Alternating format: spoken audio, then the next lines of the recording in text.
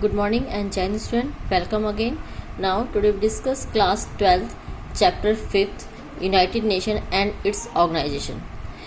In this video we discuss about the main agencies of UN. In last video we discuss about what is UN and the principal organs of the UN. In this video we discuss about the main agencies of UN. Firstly, UNICEF. UNICEF means United Nation Children's Fund. Is a UN agency responsible for providing humanitarian and development aid to the children worldwide. UNICEF का work है कि world के जितने भी countries हैं, जो भी उसकी मेंबर कंट्रीज़ हैं वर्ल्ड में, उन सब में इस चिल्ड्रंस को डिसीज़ फ्री रखना, मीन्स उनकी हेल्प करना, उनसे लेबर वर्क नहीं करवाना, उनको फ्रीली एजुकेशन प्रोवाइड करना, उनको डेवलप करना, और जैसे मैंने अभी स्टार्टिंग में बुलाया, उनको डिसीज़ फ्री रखना। मीन्स आपने देखा इस इंडिया में सबसे ज़्यादा या फिर अदर कंट्रीज में बहुत टाइप की डिसीज़ स्प्रेड हो रही थी।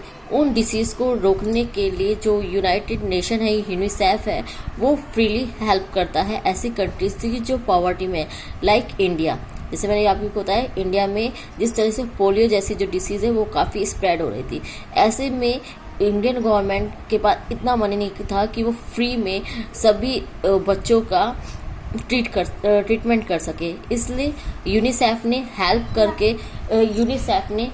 करके जितने भी चिल्ड्रन होते हैं उनको फ्री में ड्रॉप्स प्रोवाइड करवाता है। और इसके रीज़न से ही आज इंडिया में जो पोलियो जैसी डिसीज़ है वो ज़ीरो हो गई है। नेक्स्ट है UNESCO. UNESCO is a specialised UN agency aimed at promoting world peace and security through international cooperation in education and the science and culture. UNESCO का वर्क है means United Nation Educational Scientific and Cultural Organisation. इसका main work है कि world की जितनी भी इसकी members countries हैं उसमें साइंस और एजुकेशन और कल्चर को डेवलप करना।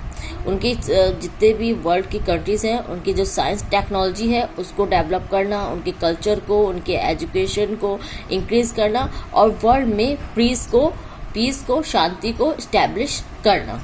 नेक्स्ट है WHO, World Health Organisation is a specialised UN agency responsible for international public health.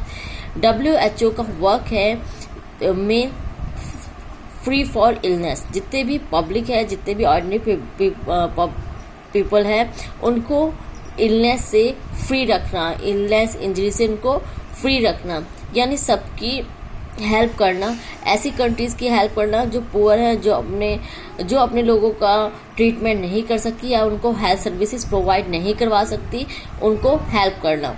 World health agency UNICEF की तरह ही, जैसे यूनिसेफ चिल्ड्रंस के लिए वर्क करती है, वैसे उनके लिए भी ये भी वर्क करती है ऐसे लोगों के लिए, जैसी कंट्रीज़ के लिए जहाँ पे कोई किसी तरह की डिसीज़ स्प्रेड हो रही हो, कोई डिसास्टर आने पे जिनको प्रॉब्लम हो रही है, उनको फ्रीली हेल्प करना। And ILO is a UN agency whose mandate is to advance social and economic justice through setting international labor standard. ILO जैसे इसके नेम से ही पता चल रहा है कि ILO किसके लिए वर्क करता है। ILO जितने भी वर्ल्ड की कंट्रीज़ हैं जिनको वर्ल्ड की कंट्रीज में जितने भी लेबर हैं, जिनको उनके वर्क के अकॉर्डिंग वेजेस नहीं प्रोवाइड होते हैं, उनके राइट बताना, उनके लिए वर्क करना। आप देखते हैं बहुत सभी कंट्रीज़ में जो एक लेबर यूनियन होती है जो वहाँ के लेबर्स की राइट्स के डिमांड करती है, उनके लिए वर्क करती है, उनकी हेल्प करती है। तो सेम ये इंटरनेशनल लेबर ऑर्गेनाइजेशन जो है, ये भी इसका भी यही वर्क है कि वर्ल्ड की जितनी भी कंट्रीज़ हैं वर्ल्ड की कंट्रीज़ के सभी लेबर्स के राइट्स के लिए वर्क करना, उनका लिविंग स्टैंडर्ड हाई करना, उनको उनके वेजेस के अकॉर्डिंग, उनके वर्क के अकॉर्डिंग उनको वेजेस प्रोवाइड करना। नेक्स्ट, अभी तक हमने इसकी जो इम्पोर्टेंट एजेंसीज हैं उनके बारे में डिस्कस करा है। इसकी कुछ इम्पोर्टेंट एजेंसी और है, like UNDP, United National Development Programme, जिसका वर्क है वर्ल्ड की कंट्रीज में डेवलपमेंट करना। नेक्स्ट है UNHRC, means United Nation Human Rights Commission. UNHCR, United Nation High Commission for Refugees, जो लोग माइग्रेट होते हैं उनके लिए वर्क करना। And United Nation Children Funds के बारे में हम बात कर ही चुके हैं। यूनेस्को, इसके बारे में भी हम बात कर चुके हैं।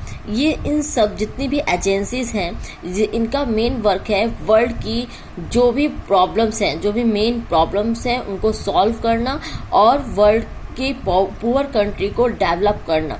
ठीक है, जो आज बैकफुट में जो पीछे है उनको डेवलप करना। अब नेक्स्ट है the reforms UN has been asked for. UN के कौन से रिफॉर्म्स के लिए, कोई भी एजेंसीज होती है, कोई भी ऑर्गेनाइजेशन होती है, उसमें कंटिन्यू कोई ना कोई रिफॉर्म करना जरूरी है। और यही डिमांड कंटिन्यू UN में भी होती रही है कि उनके कुछ चेंजेस आने चाहिए, कुछ रिफॉर्म्स होने चाहिए। Like increase the UN security council permanent and non permanent members.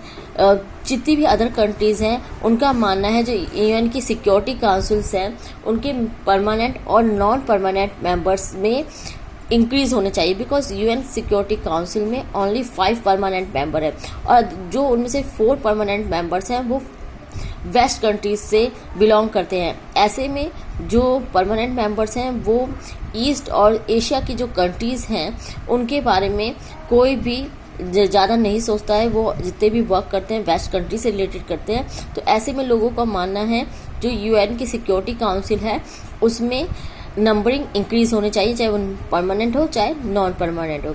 Increase the membership from Asia, Africa and south America.